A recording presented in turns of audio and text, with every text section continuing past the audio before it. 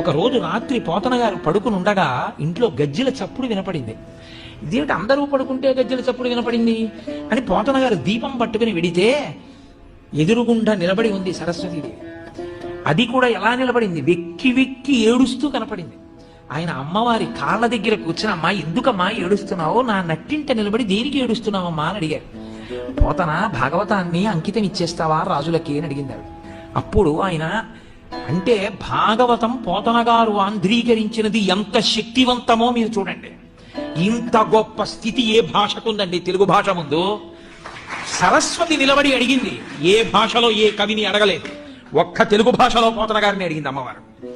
చెప్పుకోవడం చేతకాని తన మంది కాబట్టి తెలుగు భాష వైభవం ప్రకాశించదు.